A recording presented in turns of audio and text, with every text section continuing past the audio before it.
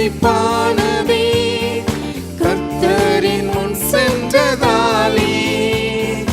வனாந்திரம் களிப்பானதே, கர்த்தரின் முன் சென்றதாலே. ஏதுமில்லாத என்னை ஏற்றுக்கொண்டு ஆசீர்வதித்தார் கிருபையினார். ஏதுமில்லாத என்னை ஏற்றுக்கொண்டு ஆசீர்வதித்தார் கிருபையினார்.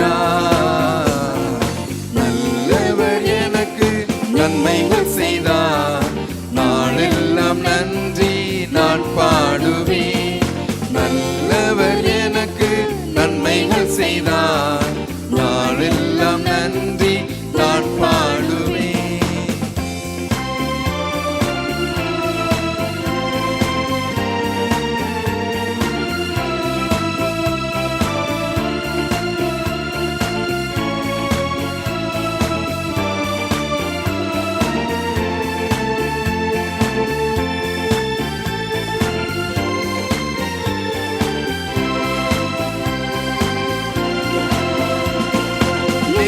நிர்மூலமாகாமல் காத்தார், நிற்க தம் கிருபைகள் தந்தார்.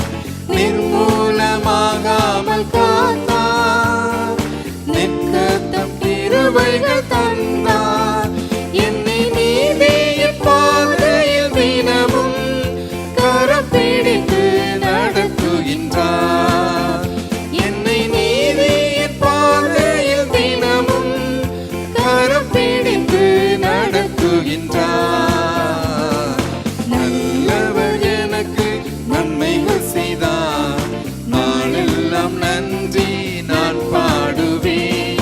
நல்லவர் எனக்கு நன்மைகள் செய்தார், நாளெல்லாம் நன்றி நான் பாடுவேன். குறைகள் ஏதுமின்றி பார்த்து கொண்டார், கருத்தாய் என்னை நடத்துகின்றார். குறைகள் ஏதுமின்றி பார்த்து கொண்டார், கருத்தாய் என்னை நடத்துகின்றார். நல்லவர் எனக்கு நன்மைகள் செய்தார், நாளெல்லாம் நன்றி நான் பாடுவேன். நல்லவர் எனக்கு நன்மைகள் செய்தார், நாளெல்லாம் நன்றி நான் பாடுவேன். ஓகேயா, ஸ்டார்ட் பண்ணலாமா?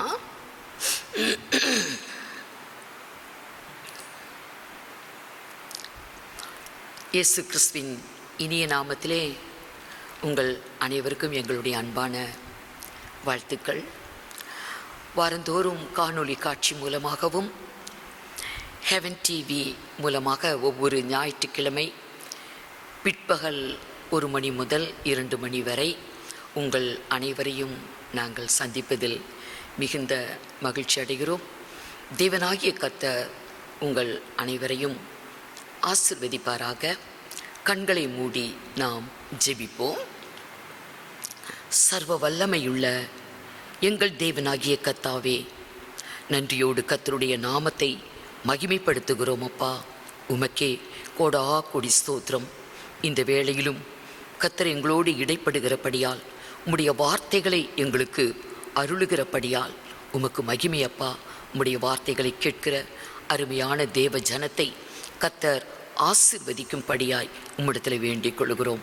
உமக்கே மகிமை உண்டாகட்டும். துதிகன மகிமையெல்லாம் உமக்கு ஏறெடுக்கிறோம். இயேசு கிறிஸ்துவின் மூலமாய் வேண்டிக் கொள்கிறோம் பரிசுத்த பிதாவே, ஆமென்.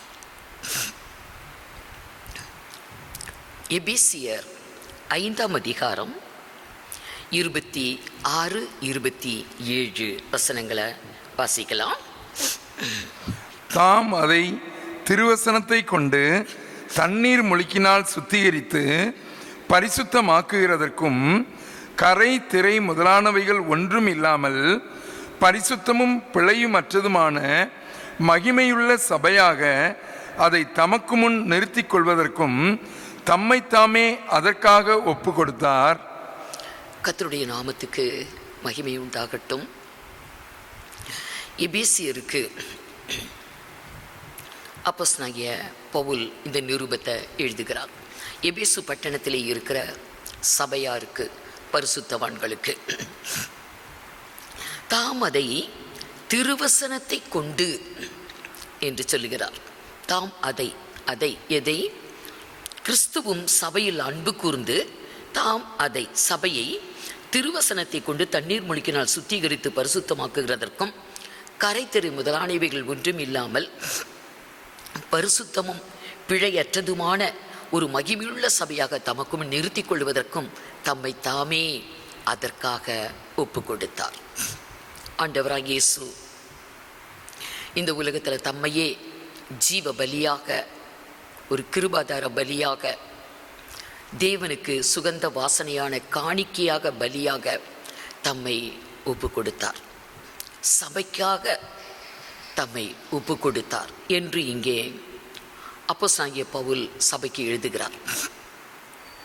சபையை ஒரு மகிமையுள்ள சபையாக, அது எந்த விதத்திலும் ஒரு கரை திரை அற்ற ஒரு பரிசுத்தமுள்ள ஒரு மகிமையுள்ள சபையாக, சபையை தமக்கு முன் நிறுத்தி கொள்ளுவதற்காக ஆண்டவராகிய இயேசு தம்மை தாமே ஜீவ பலியாக அந்த கல்வாரி சிலுவையிலே தன்னை ஒப்பு கொடுத்து ஜீவனை கொடுத்தார். தன் சரீரத்தை கொடுத்தார், இரத்தத்தை கொடுத்தார், தன் ஜீவனையே கொடுத்தார், தன்னையே ஒப்பு கொடுத்தார். ஆகவே சபை தேவனுடைய பரிசுத்தவான்கள். சபை என்று சொல்லும்போது ஒரு கட்டிடத்திற்கு பெயர் அல்ல. தேவனுடைய ஜனங்கள் வந்து அந்த இடத்திலே கூடாவிட்டால் அது சபை அல்ல. அந்த கட்டிடம் அது சபை என்று சொல்லுவதற்கு அல்ல. கர்த்தருடைய ஜனங்கள் வந்து கூடும் பொழுதுதான் அது சபை, கர்த்தருடைய பிள்ளைங்க. ஆகவே தேவனுடைய ஜனத்தை, சபையை கர்த்தர் தனக்கு முன் நிறுத்தி கொள்ளுவதற்காக அவர் தம்மை தாமே ஒப்பு கொடுத்தார். யோவான் பத்மு தீவில் சிறை வைக்கப்பட்டிருக்கும் பொழுது அவன் ஆவிக்குள்ளாக்கப்பட்டு தரிசனங்களை பார்க்கிறான். கர்த்தர் அவனுக்கு இனி நடக்கக்கூடிய சம்பவங்கள், உலகத்தின் முடிவு, பரலோகத்தில் என்ன நடக்குது என்பதையெல்லாம் அவனுக்கு காட்டுவார், வெளிப்படுத்துவார். அதில் பார்த்தா சபை கர்த்தருக்கு முன்பாய் நின்று கொண்டிருக்கிறது. எதற்காக தன்னை ஒப்புவித்தாரோ அந்த காரியம் நிறைவேறுகிறது. சபை கர்த்தருக்கு முன்பாக, தேவனுக்கு முன்பாகவும், ஆட்டுக்குட்டியானவருக்கு முன்பாகவும், அவருடைய சிங்காசனத்துக்கு முன்பாகவும் திரள் கூட்ட ஜனங்கள், அங்கே எண்ணிக்கைக்கு அடங்காத தேவனுடைய ஜனங்கள் அங்கே நின்று கொண்டிருக்கிறதாக யோவான் அங்கே எழுதுவார். 7ஆம் அதிகாரம், வெளிப்படுத்தல் 7ஆம் அதிகாரம் 9, 10 2 வசனங்களை வாசிங்க. இவைகளுக்கு பின்பு நான் பார்த்தபோது இதோ சகல ஜாதிகளிலும் கோத்திரங்களிலும் ஜனங்களிலும் பாஷைக்காரரிலுமிருந்து வந்ததும் ஒருவனும் எண்ணக்கூடாததுமான திரளான கூட்டமாகிய ஜனங்கள் வெள்ளை அங்கிகளை தரித்து தங்கள் கைகளில் குறித்தோலைகளை பிடித்து சிங்காசனத்திற்கு முன்பாகவும் ஆட்டுக்குட்டியானவருக்கு முன்பாகவும் நிற்க கண்டேன். ஒரு திரள் கூட்ட ஜனம், எண்ணிக்கைக்கு அடங்காத திரள் கூட்ட ஜனம். உலகத்தில் பல நாடுகள், பல தேசங்களிலிருந்து, பல பாஷைக்காரர், பல கோத்திரத்தார், பல ஜாதிகள் அந்த இடத்துல வந்து நிற்கிறாங்க.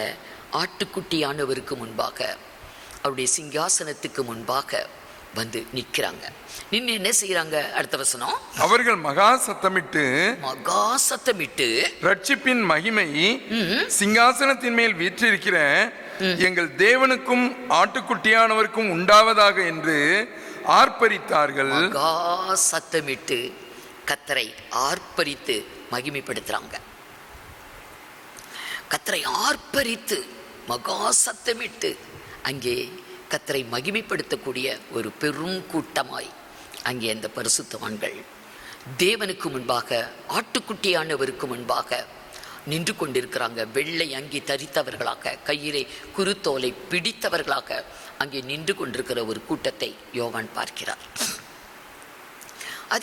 அதே வேளையில் இன்னும் ஒரு தரிசனம், இன்னொரு வெளிப்படுத்தல் கிடைக்குது யோவானுக்கு. திரள் கூட்ட ஜனம், இதை விட அதிகமான ஜனக்கூட்டம். அவங்க நிற்கிறதுக்கு இடம் போதாது. ஆகவே வானம் அகன்று போய்விட்டது, பூமி அகன்று போய்விட்டது. அவைகள் காணப்படாமல் போயின. எங்கே போனதுன்னே தெரியாது. வானம் பூமி அகன்று போயின. பெரிய ஒரு விசாலம் கிடைக்குது. மரித்தோராகிய சிறியோரையும் பெரியோரையும் தேவனுக்கு முன்பாக, அவருடைய சிங்காசனத்துக்கு முன்பாக நிற்க கண்டேன் என்று சொல்லுவார். வெளிப்படுத்தல் 20ஆம் அதிகாரம் 11-12. பின்பு நான் பெரிய வெள்ளை சிங்காசனத்தையும் அதன் மேல் வீற்றிருக்கிறவரையும் கண்டேன். அவருடைய சமூகத்திலிருந்து பூமியும் வானமும் அகன்று போயின. அவைகளுக்கு இடம் காணப்படவில்லை. மரித்தோராகிய சிறியோரையும் பெரியோரையும் தேவனுக்கு முன்பாக நிற்க கண்டேன். மரித்தோராகிய சிறியோர் பெரியோர், நம்ம சின்ன பிள்ளைங்க அதெல்லாம் கொஞ்சம் வளர்ந்துட்டாங்கன்னா சரியாக போயிடும்னு சொல்லி சின்ன பிள்ளைகளை அவங்க இஷ்டத்துக்கு நம்ம விட்டுறோம். மரித்தோராகிய சிறியோர் பெரியோர் எல்லாருமே கர்த்தருக்கு முன்னால் நின்று அவரவர் செய்த காரியங்களுக்கு, கிரியைகளுக்கு, செய்கைகளுக்கு நம்மளாம் கணக்கு கொடுத்தாகணும். நின்று கொண்டிருக்க கண்டேன். அப்பொழுது புஸ்தகங்கள் திறக்கப்பட்டன. ஜீவ புஸ்தகம் என்னும் வேறொரு புஸ்தகமும் திறக்கப்பட்டது. அப்பொழுது அந்த புஸ்தகங்களில் எழுதப்பட்டவைகளின்படியே மரித்தோர் தங்கள் தங்கள் கிரியைகளுக்கு தக்கதாக நியாய தீர்ப்படைந்தார்கள். நாம இந்த பூமியில வாழ்ந்து கொண்டிருக்கிற வாழ்வு, ஒரு நாளையில நம்ம என்னெல்லாம் பண்றோம், என்ன பேசுறோம், எங்கே போகிறோம், எங்கே வரோம், என்ன காரியம் செய்கிறோம், எதை நம்ம நினைக்கிறோம், எண்ணுகிறோம், நம்முடைய சிந்தைகள், எண்ணங்கள், யோசனைகள், நம்முடைய வழிகள், கிரியைகள் அனைத்தும் பதிவாகி கொண்டு இருக்கிறது. ஜீவ புஸ்தகம் என்னும் வேறொரு புஸ்தகம் திறக்க கண்டேன். அதிலே எழுதப்பட்டவைகளின் படியே நியாய தீர்ப்படைந்தார்கள். நம்ம அங்கே போய் ஒன்றும் சொல்லவே வேண்டாம். நம்மை குறித்து நான் தப்பு செய்தேன், அதை தப்பு செய்யலை என்று நம்மை குறித்து நம்ம ஒன்றும் சொல்ல வேண்டாம். எல்லாம் அங்கே ரெக்கார்டிங், எல்லாம் தினந்தோறும் அங்கே பதிவாகி கொண்டு இருக்கிறது. கடைசி வசனத்தை வாசிங்க. ஜீவ புஸ்தகத்திலே, கடைசி வசனம், ஜீவ புஸ்தகத்திலே எழுதப்பட்டவனாக காணப்படாதவன் எவனோ, ஜீவ புஸ்தகத்துல யாருடைய பெயரெல்லாம் இல்லையோ அவன் அக்கினி கடலிலே தள்ளப்பட்டான். அக்கினியும் கந்தகம் எரியக்கூடிய 2ஆம் மரணம், அக்கினி கடலிலே அங்கே தள்ளப்படுறாங்க. 2 கூட்டத்தை பார்க்கிறோம். கர்த்தருக்கு முன்பாய் நின்று கொண்டிருக்கிற 2 கூட்டம். ஒரு கூட்டம் கர்த்தருக்கு முன்பாய் நின்று கொண்டு கர்த்தரை மகிமைப்படுத்துறாங்க. சந்தோஷமா தேவனாகிய கர்த்தரை ஸ்தோத்திரித்து துதித்து மகா சத்தமிட்டு ஆர்ப்பரித்து மகிழுகிற ஒரு கூட்டத்தை பார்க்கலாம்.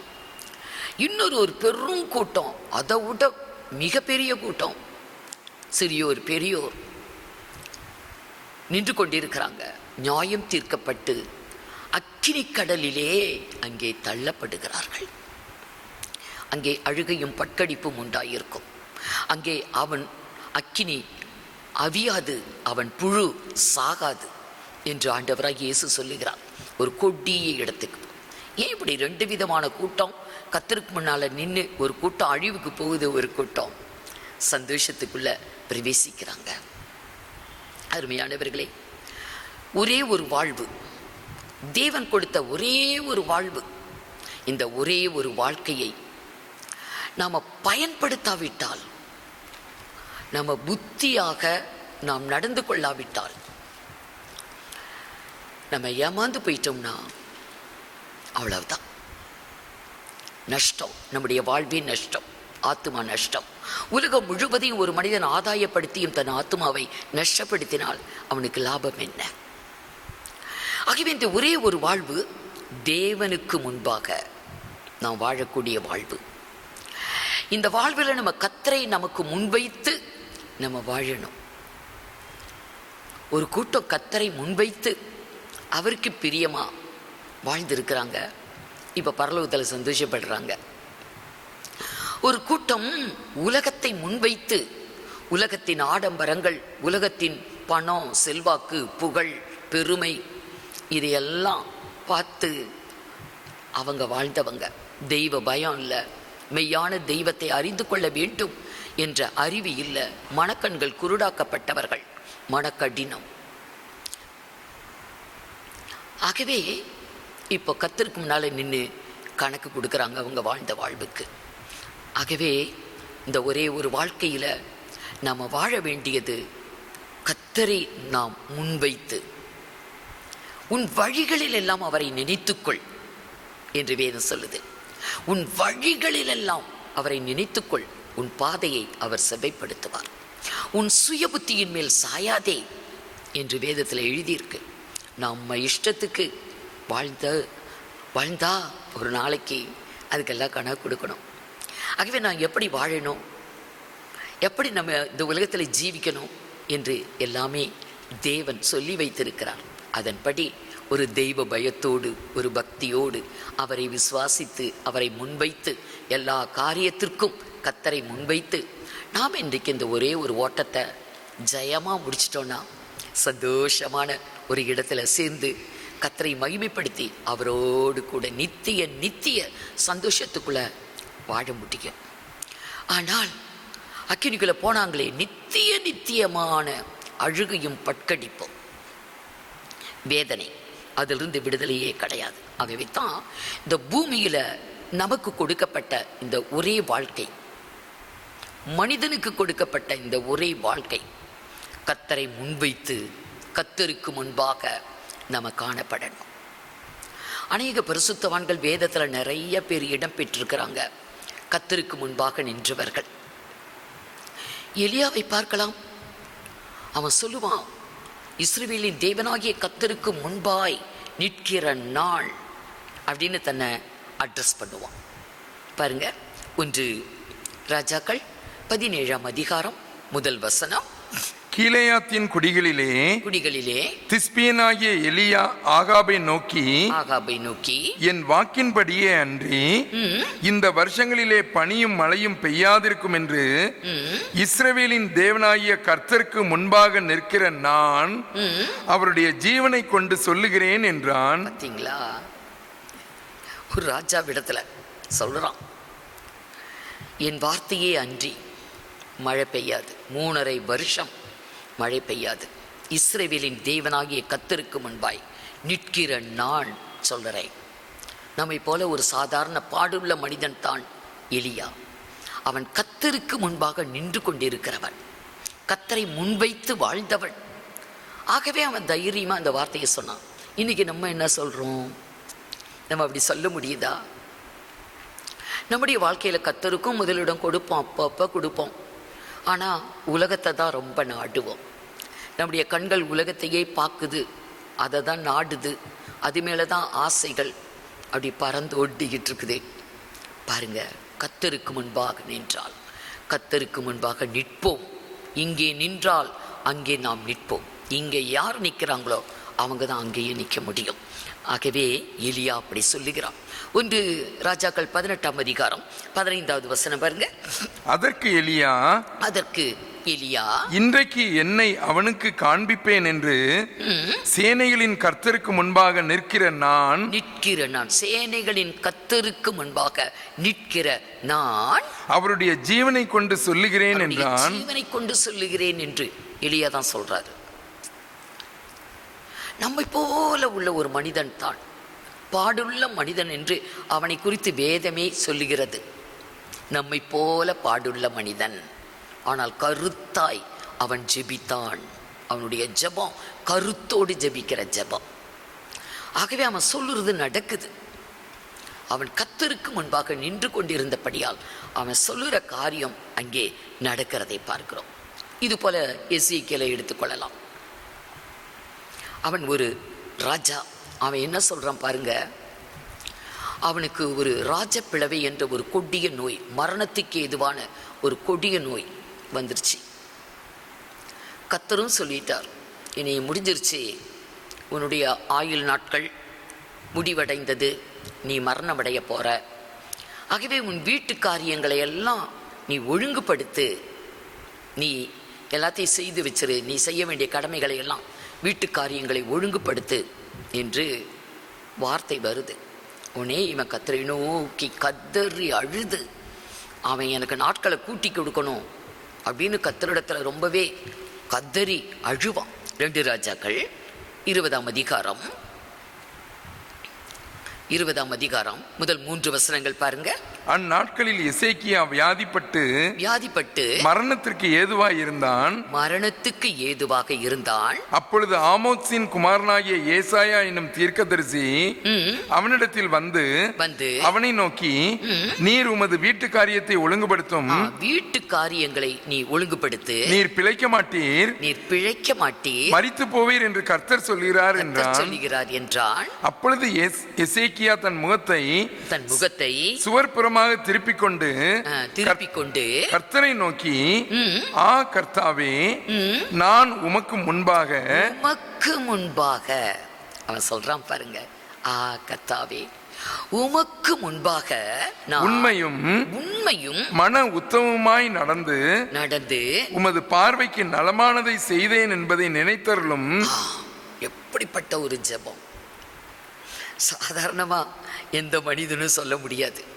இன்றைக்கு நம்மெல்லாம் ஜெபிக்கிறோம், ஆண்டவரே பாவியாக என் மீது கிருபையாயிரும், நான் பாவி ஆண்டவரே, பாடுறோம், பாவியாகவே வாரேன் அப்படின்னு பாட்டு பாடுறோம்.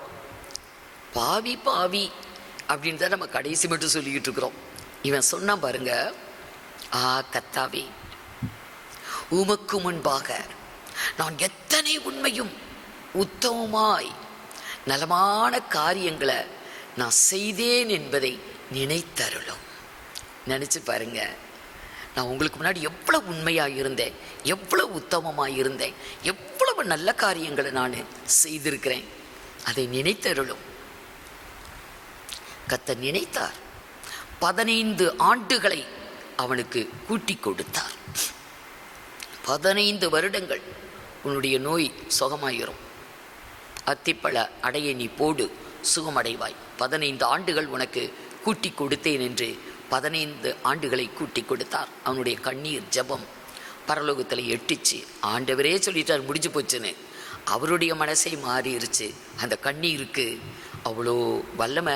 அவன் கர்த்தருக்கு முன்னாடி நின்றவன், கர்த்தரை முன்வைத்து வாழ்ந்தவன். அவன் ஒரு ராஜா.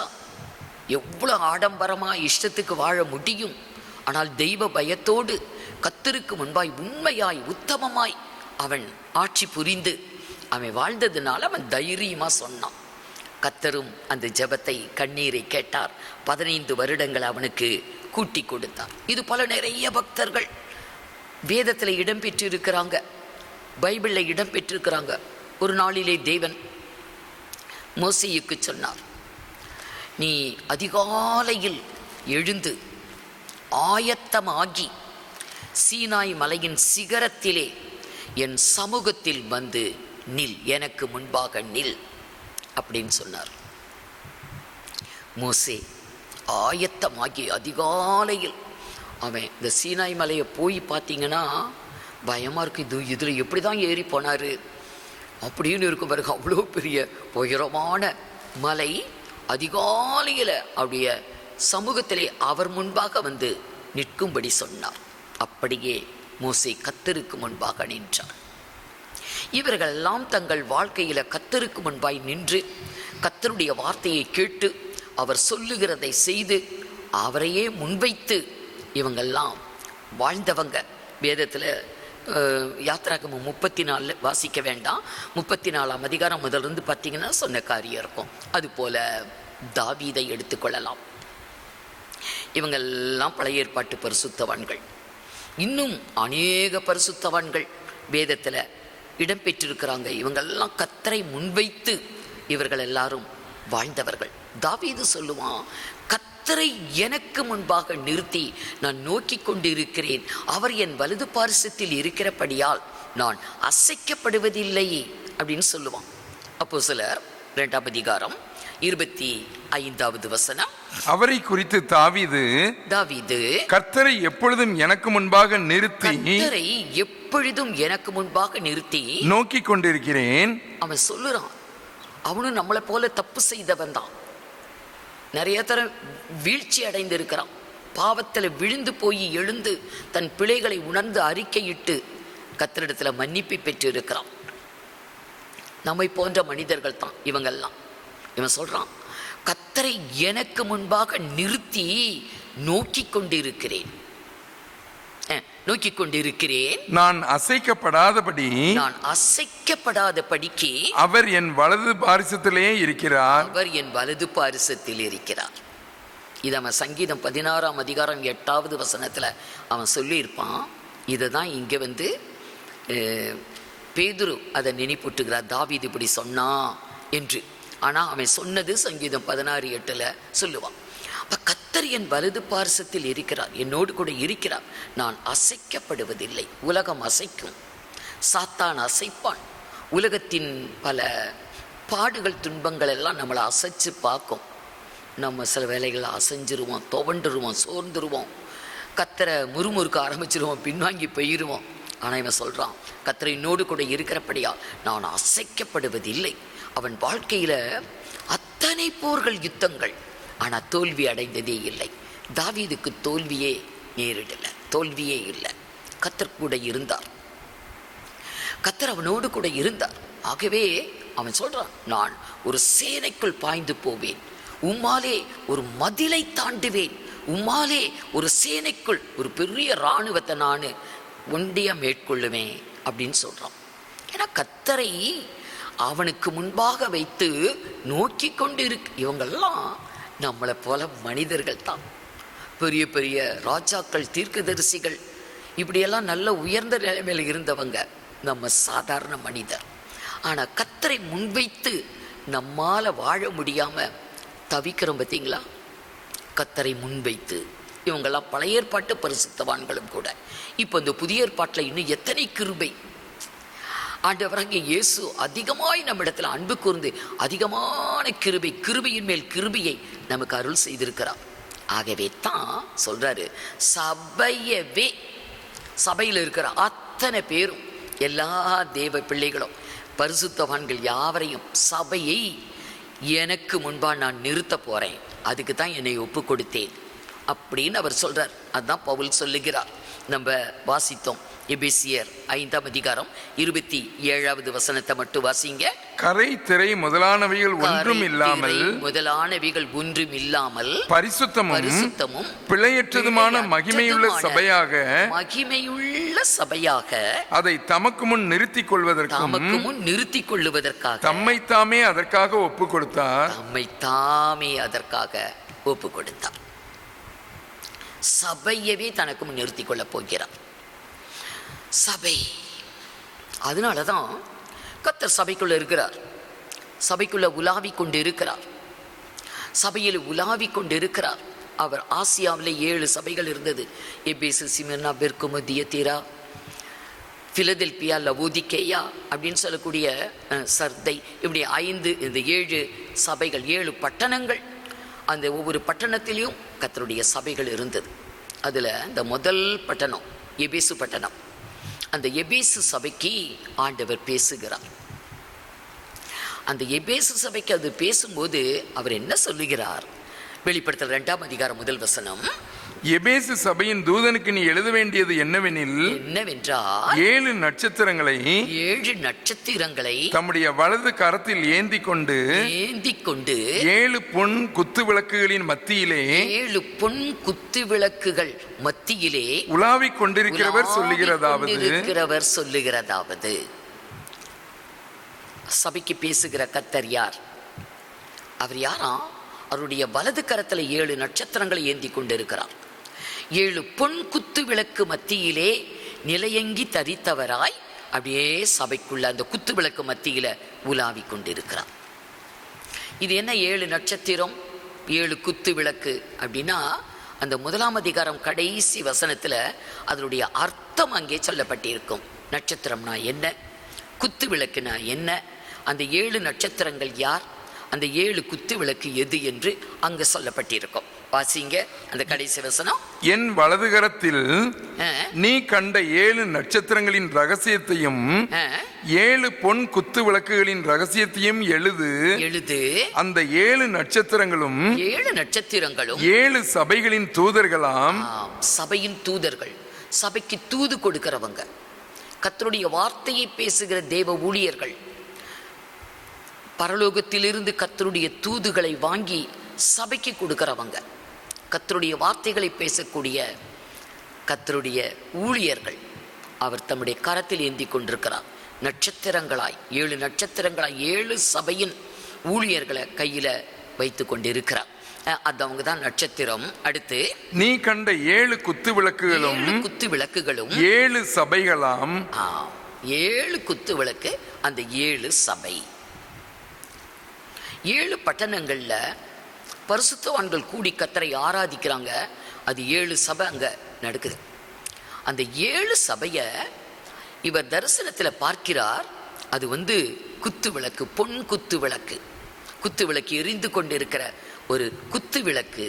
சபை ஒரு எரிந்து கொண்டிருக்கிற, பிரகாசித்து கொண்டிருக்கிற ஒரு விளக்கு, குத்து விளக்கு. அந்த 7 பொன் குத்து விளக்கு மத்தியிலே உலாவி கொண்டிருக்கிறவர் சொல்லுகிறதாவது, அப்ப சபைக்குள்ள கர்த்தர் உலாவி கொண்டிருக்கிறார். சபையில கர்த்தர் உலாவி கொண்டிருக்கிறார். எதுக்கு சபையில் அவர் உலாவி கொண்டிருக்கிறார்? சபையை தனக்கு முன் நிறுத்தி கொள்ள வேண்டும். ஆகவே சபையில கரை திரை ஒன்று இருக்கக்கூடாது. ஒரு மகிமையுள்ள சபையாக, ஒரு பரிசுத்த சபையாக, ஒரு பிழையற்ற ஒரு மகிமையுள்ள சபையாக தனக்கு முன் நிறுத்தி கொள்ளுவதற்காக தம்மை தாமே ஆண்டவராகிய இயேசு ஒப்பு கொடுத்தார் என்று நம்ம எபேசியரில் பார்த்தோமே. ஆகவே சபைக்குள்ள கரைகள் திரைகள் பிழைகள் ஒன்று இருக்கக்கூடாது. ஆகவே தான் சபைக்குள்ள உலாவி கொண்டு குறைகளை சொல்லுகிறார். சபையில் இருக்கிற குறைகளையும் குற்றங்களையும் கரைகளையும் திரைகளையும் பிழைகளையும் அவர் அங்கே சபைக்கு அறிவிக்கிறதுக்கு தான் சபைக்குள்ள கர்த்தர் உலாவி கொண்டு இருக்கிறார். ஏனென்றால் சபை அவருக்கு முன்பா நிற்க வேண்டும் என்றால் அவரை போல ஒரு பூரண வளர்ச்சி அடைய வேண்டும். கிறிஸ்துவுக்கு ஒத்த ஒரு பூரண வளர்ச்சியை அடைவதற்காகத்தான் சபையே பூமியில உருவாக்கப்பட்டிருக்கிறது. ஆகவே தான் சபையை அவருடைய வளர்ச்சிக்கு ஒத்த ஒரு பூரண வளர்ச்சியை அடைவதற்கு சபைக்குள்ள கர்த்தர் உலாவி கொண்டிருக்கிறார். பாருங்க, எபேசியர் 4ஆம் அதிகாரம் 11, 12. மேலும் நாம் அனைவரும் தேவனுடைய குமாரனை பற்றும் விசுவாசத்திலும் அறிவிலும் ஒருமைப்பட்டவர்களாகி, விசுவாசத்திலும் அறிவிலும் ஒருமைப்பட்டவர்களாகி கிறிஸ்துவனுடைய நிறைவான வளர்ச்சியின் அளவுக்கு தக்க அவருடைய வளர்ச்சி. இயேசு கிறிஸ்து எப்படிப்பட்ட பூரணர்! ஆவிக்குரிய எல்லா கனிகளிலும் பூரணர். அத்தனை திவ்ய சுபாவங்களும் தன்மைகளும் பண்புகளும் எல்லாம் பூரணமாக்கப்பட்டவர். அவருடைய வளர்ச்சிக்கு ஒத்த வளர்ச்சியை நம்ம அடையணுமா, நம்ம அதை பெறணுமா? அவருடைய பூர்ண வளர்ச்சிக்கு ஒத்த வளர்ச்சியை பூர்ண புருஷராகும் வரைக்கும் நாம வளர்ச்சி அடைந்து நம்மளும் அவரை போல பூரண புருஷராகும் வரைக்கும் பரிசுத்தவான்கள் சீர்பொருந்தும் பொருட்டு சபை பரிசுத்தம் அடையணும். சபை பரிசுத்தவான்கள் சீர்பட வேண்டும். மாசுகள் பிழைகள் கரைகள் திரைகள் நீங்கணும். ஆகவே சீர் பொருந்தவும் சுவிசேஷ ஊழியத்தின் வேலைக்காகவும் கிறிஸ்துவின் சரீரமான சபையானது பக்தி விருத்தி அடைவதற்காகவும் அவர் ஊழியங்களை உண்டாக்கினார். ஊழியங்கள் ஏன் உண்டாக்கப்பட்டு இருக்கிறது? ஊழியங்கள் சபை பரிசுத்தமாவதற்கு, அந்த சபையானது பரிசுத்தவன்கள் சீர் பொருந்தவும் பக்தி விருத்தி அடையவும். அப்பதான் அவருக்கு முன்னாடி நிற்க முடியும், சபை நிற்க முடியும், சபை கர்த்தருக்கு முன்பா நிற்க முடியும். ஆகவே சபையை சீர்பொருந்த பண்ணுறதுக்கும் பக்தி விருத்தி அடைய பண்ணுறதுக்கும் இருக்கிற குறைகள் கரைகள் எல்லாவற்றையும் நீக்கி ஒரு மகிமையுள்ள சபையாக தமக்கு முன் நிறுத்தி கொள்ளத்தான் அவர் சபைக்குள்ள உலாவி கொண்டிருக்கிறார். சபையை எச்சரிப்பார். சபையில் குற்றங்கள் குறைகளை சொல்லிக்கொண்டே இருப்பார். பழைய ஏற்பாட்டு சபையில் கர்த்தர் கூட இருந்தார், சபைக்குள்ள இருந்தார், சொல்லிக்கொண்டே இருந்தார். அருவருப்புகள், தேவன் விரும்பாத காரியங்கள், அவருக்கு பிடிக்காத காரியங்கள், இதையெல்லாம் எச்சரித்து கொண்டிருந்தார். அவங்க கேட்கவே இல்லை. அவர் சபையை விட்டு வெளியே போயிட்டார். சபைக்குள்ள கர்த்தர் இல்லை. ஏனென்றால் அருவருப்பாய் இருக்கிற இடத்துல அவர் இருக்க மாட்டார். இருளுக்கும் ஒளிக்கும் சம்பந்தம் மீது. இன்றைக்கு இருள் இருக்கிற இடத்துல ஒளி இருக்காது, ஒளி இருக்கிற இடத்துல இருள் இருக்காது. ஒளி வந்த உடனே இருள் ஓடியே போயிருது. இருளும் ஒளியும் ஒன்றாய் இருக்காது. ஆகவே அவர் சபைக்குள்ளே இல்லை. ஏன்னா அருவருப்பு. இவரோ பரிசுத்தம், அங்க அசுத்தம், அசுத்தங்கள். அவர் தீர்க்கதரிசிகளை கொண்டு, ஊழியர்களை கொண்டு சபையை எச்சரித்தார். அவங்க கேட்கவே இல்லை. கொடிதான அருவருப்புகளை அவங்க மென்மேலும் மென்மேலும் செய்து கொண்டிருந்ததுனால அப்படியே அவர் சபையை விட்டு தூரம் போய்விட்டாராம். ஆண்டவரே சொல்லுவார். எசேக்கியேல் 8ஆம் அதிகாரம் 6வது வசனம் பாருங்க. எசேக்கியேல் 8ஆம் அதிகாரம் 6வது வசனம். அவர் என்னை நோக்கி, மனுபுத்திரனே, அவர்கள் செய்கிறதை காண்கிறாயா? இஸ்ரவேல் ஜனங்கள், தேவனுடைய ஜனங்கள், சபைக்குள்ள இருக்கிறவங்க சபையார் செய்கிறதை நீ காண்கிறாயா? என் பரிசுத்த ஸ்தலத்தை விட்டு என்னை தூரமாய் போக பண்ணும்படியாக இஸ்ரவேல் வம்சத்தார் இங்கே செய்கிற மிகுந்த அருவருப்புகளை காண்கிறாய் அல்லவா? சபைக்குள்ள இருந்து கொண்டு சபை மக்கள் அருவருப்பான காரியங்களை செய்யும் பொழுது கர்த்தர் அந்த இடத்துல இருக்க மாட்டார். அருவருப்புகள் இருக்கிற இடத்துல சொல்லி பார்ப்பார், எச்சரித்து பார்ப்பார். மனம் திரும்பு என்று அவங்களுக்கு ஒரு எச்சரிப்பு கொடுத்து அவங்களுக்கு கொஞ்சம் டைம் எல்லாம் கொடுத்து பார்ப்பார். ஒன்றும் இல்லையா, அவங்க கேட்கலையா, அவர் பேசாமல் போயிடுவார். அப்படித்தான் இஸ்ரவேல் ஜனம் கைவிடப்பட்டாங்க, சிதறடிக்கப்பட்டாங்க, உலகம் முழுவதும் சிதறி போனாங்க. பல ஆயிரக்கணக்கான வருடங்கள் தேசமே இல்லாமல் போச்சு. தேசமே மண்மேடானது. எருசலேம் தேவாலயம் மண்மேடாக்கப்பட்டது. இன்று வரை ஆலயம் கட்டி எழுப்பப்படவில்லை. அதுக்கு தான் இப்போ சண்டை நடந்துக்கிட்டே இருக்குது. பாருங்க, தேவனே போயிட்டாரு, சபைக்குள்ள இல்லை. ஆனால் இன்னைக்கு புதிய ஏற்பாட்டு சபைக்குள்ள அப்படியெல்லாம் இல்லை. ஆண்டவர் சபைக்குள்ள தான் இருக்கிறாரு அப்படின்னு சொல்ல முடியாது. ஏன்னா 7 பொன் குத்து விளக்கு மத்தியிலே அவர் உலாவிக் கொண்டிருக்கிறார். சபைக்குள்ள தான் இருக்கிறாரு. சபையை விட்டு அவர் போகல. புதிய ஏற்பாட்டின் காலத்தில் சபையை விட்டு போகல அப்படின்னு நம்ம ஒருவேளை நினைத்து கொண்டு இருக்கலாம். சபைக்குள்ள கர்த்தர் இருக்கிறார் என்று இன்னைக்கு சபைக்குள்ள ஆடுவாங்க, பாடுவாங்க, என்னெல்லாம் ஆர்ப்பாட்டங்கள். இருக்கிறாரா இல்லையா என்பது அது கேள்விக்குறி. புதிய ஏற்பாட்டு சபைகளிலும் அப்படித்தான். அவர் எச்சரித்து பார்ப்பார். எச்சரிப்பின் சத்தத்தை அவங்க அனுசரிக்கலையா, சபையை விட்டு போய் விடுவார். அப்படிதான் இந்த 7 பொன் குத்து விளக்கு மத்தியிலே உலாவிக் கொண்டிருந்தவர் அந்த பொன் குத்து விளக்கை விட்டு வெளியே போயிட்டார். பாருங்க, வெளிப்படுத்தல் 3ஆம் அதிகாரம் 19, 20. நான் நேசிக்கிறவர் எவர்களோ அவர்களை கடிந்து கொண்டு சிட்சிக்கிறேன். ஆகையால் நீ ஜாக்கிரதையாயிருந்து மனம் திரும்பு. இதோ வாசற்படியிலே நின்று தட்டுகிறேன். இது லவோதிக்கேயா என்று சொல்லக்கூடிய பட்டணம். அந்த லவோதிக்கேயாவில் இருக்கிற சபை மக்களுக்கு சொல்லப்பட்ட வார்த்தை. வாசப்படியில் நின்று தட்டுகிறேன். நேசிக்கிறவர்கள் எவர்களோ, நான் யாரை நேசிக்கிறேனோ அவங்கள நான் சிட்சிப்பேன். ஆகவே ஜாக்கிரதையாக இருந்து மனம் திரும்பு என்று சொல்லி, இனியாகிலும் நீ மனம் திரும்பு என்று கதவை தட்டி கொண்டு நிற்கிறார். இதோ வாசற்படியில் நின்று கதவை தட்டுகிறேன். ஒருவன் என் சத்தத்தை கேட்டு கதவை திறந்தால் அவனிடத்தில் நான் பிரவேசித்து அவனோடே போஜனம் பண்ணுவேன். அவனும் என்னோடே போஜனம் பண்ணுவான். இவர் எப்படி சபைக்குள்ளே இருந்தவர் வெளியே போய் கதவை தரன்னு தட்டிக்கிட்டு இருக்கிறாரு? உள்ளதானே இருந்தாரு, உள்ளதான் உலாவிக் கொண்டு இருந்தார். அந்த 7 பொன் குத்து விளக்கு மத்தியிலே உலாவிக் கொண்டு இருந்த கர்த்தர் இப்ப எப்படி வெளியே போனாரு? வெளியே போய் வாசப்படியில் நின்று கதவை தர, மனம் திரும்பு, நான் நேசிக்கிறவங்களை சிற்றிப்பேன், ஆகவே ஜாக்கிரதையாக இருந்து மனம் திரும்பு என்று கதவை தட்டுகிறார். அவருடைய சத்தத்தை கேட்டு கதவை திறந்தால் நான் உட்பிரவேசித்து அவனோடு போஜனம் பண்ணுவேன், அவனும் என்னோடு போஜனம் பண்ணுவான் அப்படின்னு சொல்றார். அப்ப லவோதிக்கேயா சபையில கர்த்தர் உலாவிக் கொண்டிருந்தவர் தான் இங்கே வெளியே போய்விட்டார். இன்னைக்கு இந்த மாதிரி எத்தனை சபைகள்ல கர்த்தர் உள்ள இருக்கிறாரா, வெளியே போய் கதவை தட்டிக்கிட்டு நிற்கிறாரா என்பதெல்லாம் சிந்திக்க வேண்டிய ஒரு காரியம். ஆகவே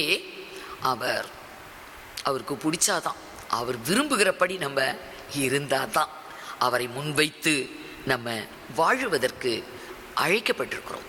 இந்த ஒரே ஒரு வாழ்க்கையை நம்ம ரொம்ப ஜாக்கிரதையாக வாழ்ந்து நம்முடைய ஓட்டத்தை ஜெயமாக முடிக்கணும். கர்த்தர் நம்மோடு கூட இருக்கிறார். உலகத்தின் முடிவு பறிந்த சகல நாட்களில் நான் உங்களோடு கூட இருக்கிறேன் என்று சொன்ன கர்த்தர் நம்மோடு கூட இருக்கிறார். ஆகவே அவரை முன்வைத்து நம்ம வாழணும்.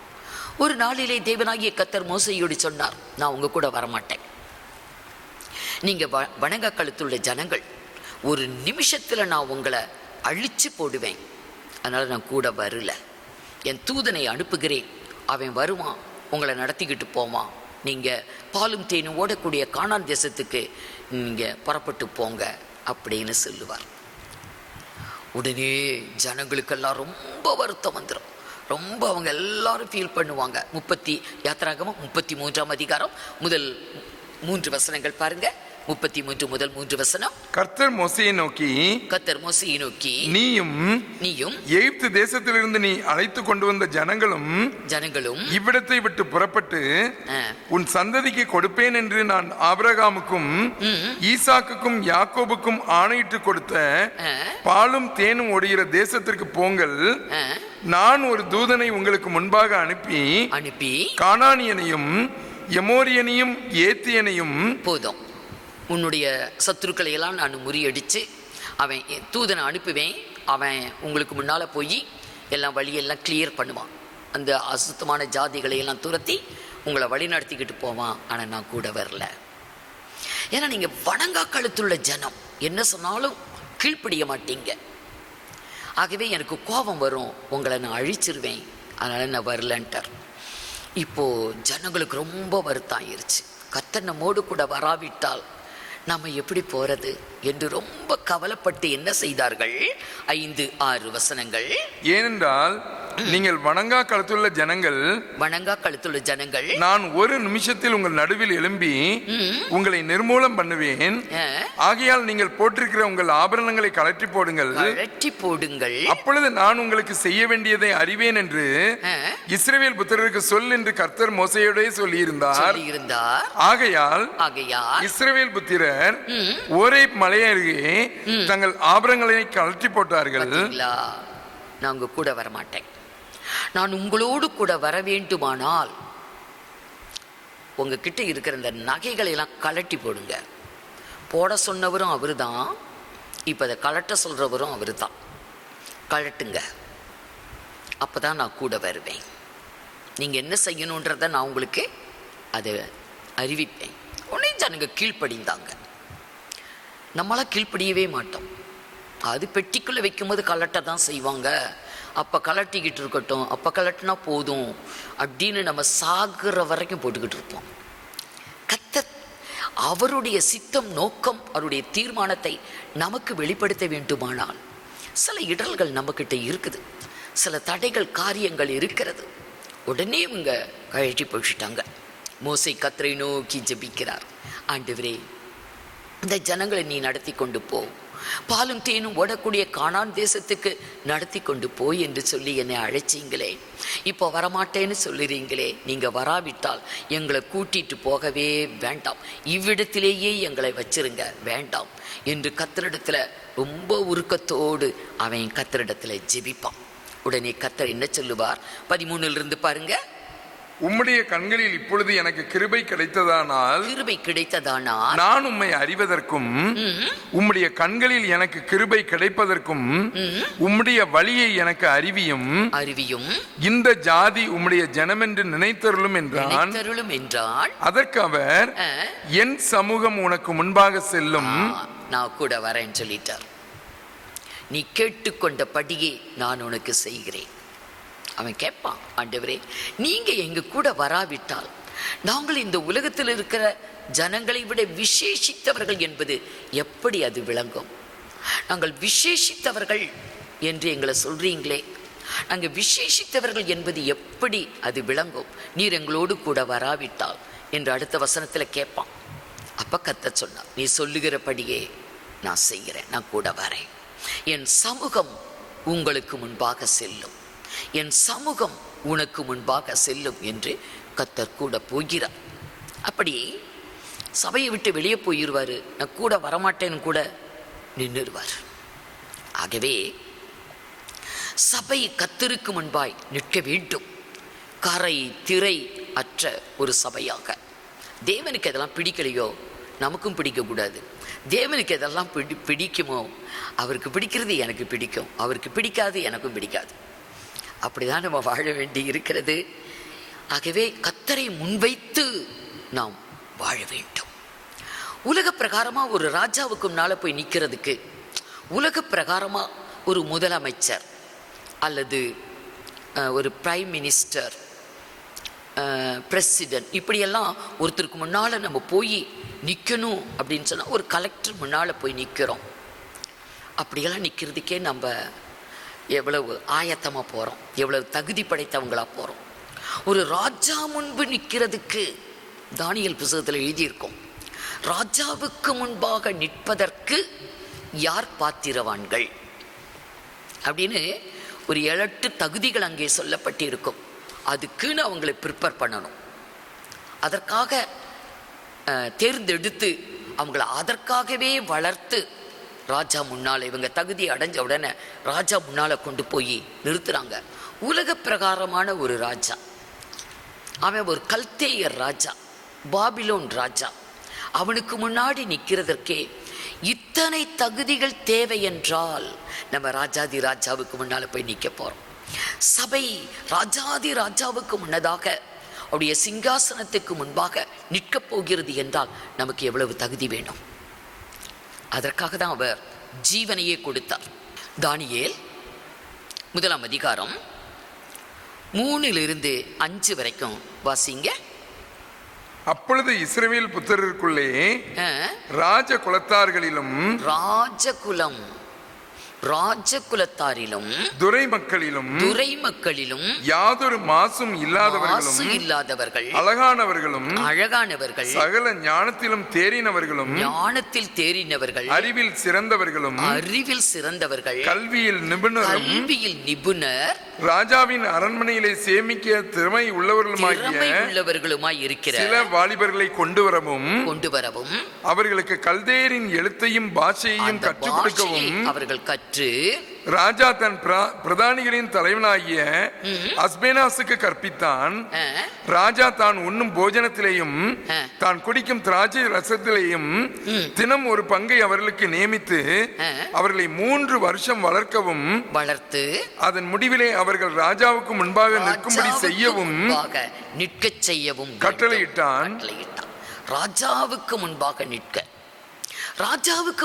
நிற்க ராஜகுலம் துரைமார்கள் தான், மாசு அற்றவர்கள், அழகானவர்கள், ஞானமுள்ளவர்கள், அறிவில் சிறந்தவர்கள், கல்வியில் நிபுணர்கள், திறமை படைத்தவர்கள், அவங்க பாஷையை கற்றுக்கொண்டவர்கள். இவ்வளோ காரியங்கள் இருக்கணுமா ராஜா முன்னால நிற்க? ராஜாதி ராஜா முன்னால நிற்க இந்த தகுதியும் வேண்டும், இதற்கு மேலையும் தகுதி வேண்டும். நம்ம என்ன ராஜவம்சமா? ராஜாதி ராஜா முன்னாலே நிற்க போகிறோம். இந்த தகுதியும் இருக்கணும், இதுக்கு மேலே உள்ள தகுதியும் நமக்கு இருக்கணும். இதை விட இன்னும் எக்ஸ்ட்ரா இன்னொரு தகுதி. நாம் ராஜகுலம் அல்ல, தாழ்ந்தவர்கள் தான். ஆனால் தேவனாகிய கர்த்தர் நம்மை ராஜாக்களாக்கி இருக்கிறார். துரைமார்கள் ராஜகுலத்தை நாம் இப்போ சார்ந்தவங்களாக இருக்கிறோம். ஏனென்றால் வெளிப்படுத்தல் 1ஆம் அதிகாரம் 6வது வசனத்தில் அவர் நம்மிடத்தில் அன்பு கூர்ந்து தம்முடைய இரத்தத்தினாலே நம்மை கழுவி பாவமற நம்மை கழுவி சுத்திகரித்து பிதாவாகிய தேவனுக்கு முன்பாக ராஜாக்களாக ஆசாரியர்களாக நம்மை நிறுத்தி வைத்திருக்கிறார் என்று அங்கே எழுதப்பட்டிருக்கும்.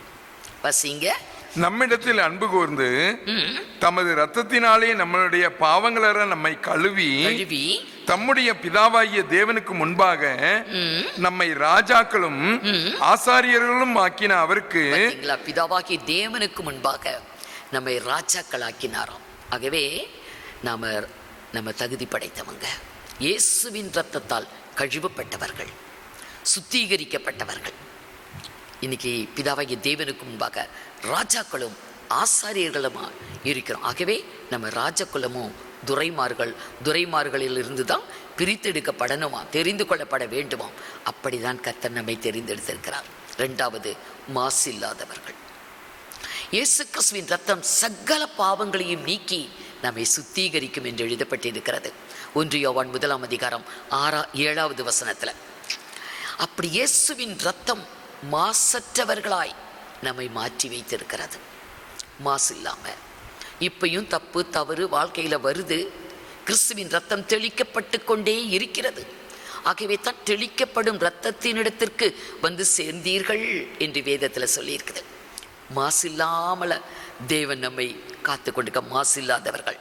3வது என்ன, அழகுள்ளவர்கள். நம்ம கண்ணாடி முன்னால் நின்று பார்த்தா நம்ம அழகு நம்மளுக்கு தான் தெரியும்.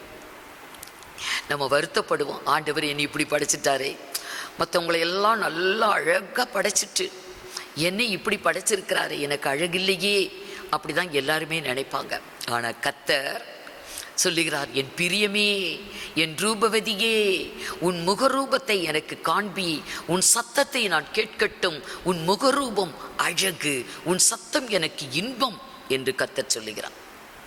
உன்னத பாட்டு 2ஆம் அதிகாரம் 14வது வசனத்துல, கண்மலையின் வெடிப்புகளிலும் சிகரங்களின் மறைவிடங்களிலும் தங்குகிற என் புறாவே, உன் முகரூபத்தை எனக்கு காண்பி, முகரூபத்தை எனக்கு காண்பி, உன் சத்தத்தை நான் கேட்கட்டும், உன் சத்தம் இன்பம், உன் முகரூபம் அழகுமாய் இருக்கிறது என்றார். முகரூபம் அழகு.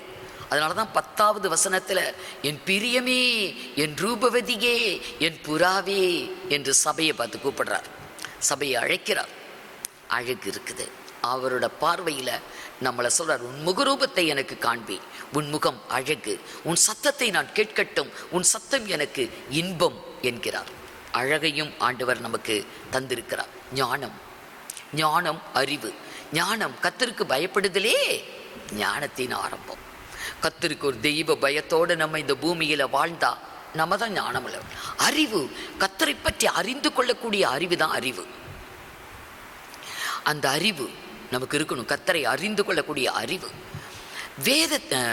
கல்வியில் நிபுணர். இந்த தகுதியெல்லாம் பாபிலோன் ராஜாவை சந்திப்பதற்கு தகுதி வேணும்னு எழுதப்பட்ட லிஸ்ட்ல அது இருக்குது. கல்வியில் நிபுணர் அப்படின்னா வேத அறிவு நமக்கு இருக்கணும். கர்த்தருடைய பிள்ளைகளுக்கு கல்வியில் நிபுணர் அப்படிங்கிறது தான் வேத அறிவு. வேதத்தை எழுதி இருக்கிற காரியங்க நமக்கு தெளிவாக தெரியணும். வேதம் நன்றாய் நமக்கு அறிஞ்சுக்கணும், அது தெரிஞ்சிருக்கணும். அதுதான் கல்வியில் நிபுணர். இத்தனை இருந்தால் போதாது. திறமை என்பது நமக்கு இல்லைத்தான். ஆனால் ஆவியானவர் நமக்குள் வரும் பொழுது நமக்கு ஒரு உன்னத பலன், உன்னதத்திலிருந்து வரக்கூடிய ஒரு பலன், அந்த பலன் வந்தோடனே திறமை தானாக வரும். ஆண்டவராகிய இயேசு உயிர் தெழுந்த பிறகுதான் தம்முடைய அப்போஸ்தலர்களுக்கு சீஷர்களுக்கு பரிசுத்தாவியை கொடுத்தார். இவங்க பரிசுத்தாவி பெற்ற பின்பு ரொம்ப தைரியமாக பிரசங்கம் பண்ணுறாங்க. ஜனங்கள் பார்த்து ஆச்சரியப்படுறாங்க. கல்வி அறிவு இல்லாதவர்கள் இத்தனை தைரியமாய் பிரசங்கம் பண்ணுறாங்களே என்று ஆச்சரியப்பட்டாங்க அப்படின்னு அப்போஸ்தலர் புத்தகத்தில் எழுதப்பட்டிருக்கும். திறமை பரிசுத்தாவியின் பலத்தால தான். திறமை இருக்கணும். பாஷை, கல்தேயருடைய பாஷையை படிச்சிருக்கணும் அந்த ராஜா முன்னால் நிற்கிறதுக்கு. நம்முடைய ராஜா முன்னால் நிற்கிறதுக்கு நம்மளுக்கு பாஷை இருக்கணும். ஏன்னா விசுவாசிக்கிறவர்களால் உண்டாகிற அடையாளங்கள், பிசாசுகளை துரத்துவார்கள், நவமான பாஷைகளை பேசுவார்கள் என்று எழுதியிருக்கும். மார்க்கு 16ஆம் அதிகாரம் 17வது வசனத்தில் நவமான பாஷைகளை பேசுவர் கர்த்தரை விசுவாசிக்கக்கூடிய தேவ ஜனம் நவமான பாஷைகளை பரிசுத்த ஆவியினால் பேசுவார்கள். அங்க 17 இல்லையா, வசிங்க. விசுவாசிக்கிறவர்களால் நடக்கும் அடையாளங்கள் ஆவன, என் நாமத்தினாலே பிசாசுகளை துரத்துவார்கள், நவமான பாஷைகளை பேசுவார்கள். நவமான பாஷை. இந்த கல்தேய ராஜாவை சந்திப்பதற்கே இவ்வளவு காரியங்கள், அது அவ்வளவுமே கர்த்தர் நமக்கு தந்திருக்கிறார். இது போக கர்த்தரை தரிசிக்க பரிசுத்தம் வேண்டும். இந்த தகுதியும் இருக்கணும், இது போக இன்னொன்னும் இருக்கணும். இல்லான கர்த்தரை நம்ம தரிசிக்க முடியாது. ஏனென்றால் வேதம் தெளிவா சொல்லுது. எபிரேயர் 12ஆம் அதிகாரம் 14வது வசனத்தில் பரிசுத்தம் இல்லாமல் ஒருவனும் அவரை தரிசிக்க முடியாது. பரிசுத்தம் இல்லாமல் ஒருவனும் அவரை தரிசிக்க முடியாது. அவரை தரிசிக்க வேண்டும். அவர் வெளிப்பட போகிறார். மத்திய ஆகாயத்திலே அவரை முகமுகமாய் பார்க்க போகிறோம். பரிசுத்த ஜீவி இருக்கணும். ஆண்டவராய் இயேசு இந்த பூமியிலே வந்து அவர் முதலா வாயை திறந்து உபதேசித்த உபதேசத்தில் அவர் சொல்லுவார், இருதயத்திலே சுத்தம் உள்ளவர்கள் பாக்கியவான்கள், அவர்கள் தேவனை தரிசிப்பார்கள். இருதய சுத்தம், பரிசுத்தம் நம்ம வாழ்க்கையிலே இருக்கணும். அவர் பரிசுத்தத்தை சிநேகிக்கிறவர் என்றும் வேதம் சொல்லுகிறது. ஆகவே பரிசுத்த வாழ்வு பேச்சில், பார்வையில், கிரியையில், நடக்கையில், நினைவில், சிந்தைகளில், எண்ணங்களில் அவர் விரும்பக்கூடிய பரிசுத்தம் நம்மகிட்ட இருக்கணும். கர்த்தர் வரப்போகிறார். அவரை நம்ம சந்திக்க போகிறோம்.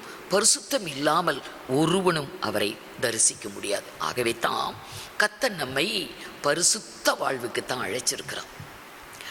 நம்மளை பரிசுத்தமாக வாழதான் அவருடைய அழைப்பே.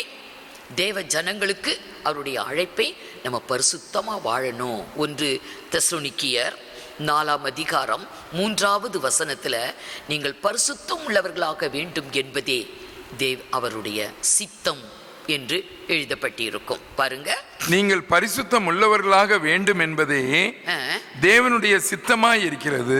கர்த்தருடைய சித்தம் என்ன? நாம பரிசுத்தமா வாழணும். அதுதான் தேவ சித்தம். நம்ம இஷ்டத்துக்கு அசுத்தமா வாழ்றது அது அவருக்கு சித்தம் இல்லை.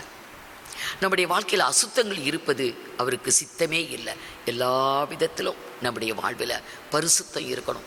அதே அதிகாரம் 7வது வசனத்தில் சொல்லப்பட்டிருக்கும், அவர் நம்மை அசுத்தத்திற்கு அல்ல பரிசுத்தத்திற்கே நம்மை அழைத்திருக்கிறார் என்று அதே அதிகாரம் 7வது வசனத்தில் சொல்லப்பட்டிருக்கும். ஆகவே அவர் வெளிப்படும் போது ஒரு பிழையற்ற பரிசுத்தம் உள்ளவர்களாய் நம்ம காணப்படுறதுக்கு ஜாக்கிரதையாக இருக்கணும் அப்படின்னு அப்போஸ்தலனாகிய பவுல் அதே புஸ்தகத்தில் 3ஆம் அதிகாரம் 13வது வசனத்தில் எழுதுவார். 3ஆம் அதிகாரம் 13வது வசனம், இவ்விதமாய் நம்முடைய கர்த்தராகிய இயேசு கிறிஸ்து தமது பரிசுத்தவான்கள் அனைவரோடும் கூட வரும்போது நீங்கள் நம்முடைய பிதாவாகிய தேவனுக்கு முன்பாக பிழையற்ற பரிசுத்தம் உள்ளவர்களாய் இருக்கும்படி, அவர் வரும்போது வெளிப்படும் போது பிழையற்ற பரிசுத்தம் உள்ளவர்களாய் காணப்படும்படி நம்ம ஜாக்கிரதையாக இருக்கணும்.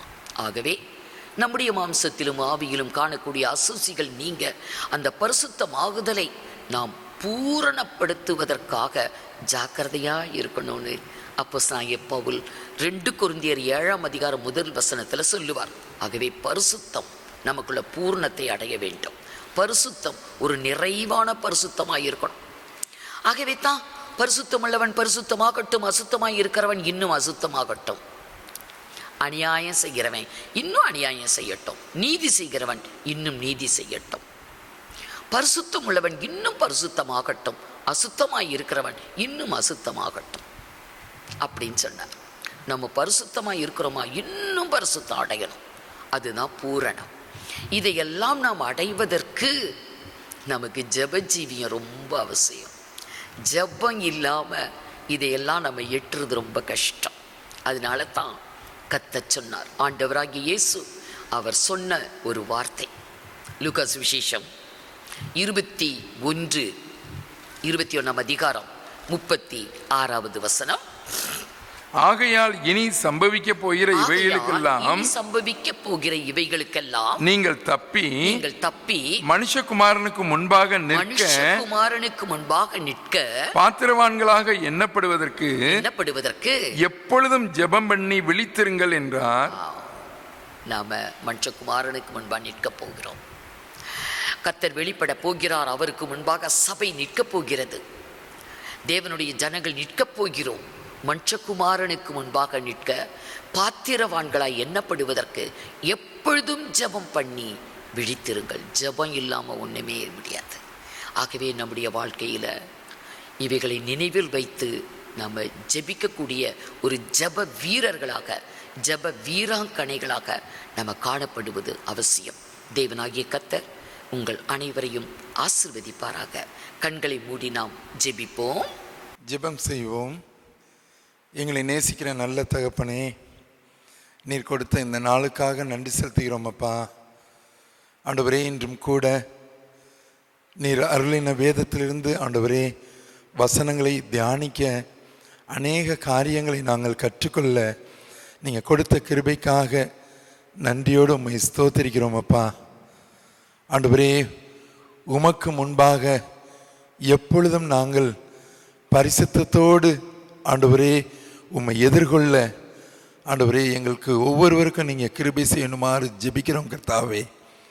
ஆண்டவரே, நீங்கள் சொன்னீங்கப்பா, இதோ வாசற்படியிலே நின்று தட்டுகிறேன், ஒருவன் என் சத்தத்தை கேட்டு கதவை திறந்தால் அவனோடு கூட நான் போஜனம் பண்ணுவேன் என்று சொன்னீங்கப்பா.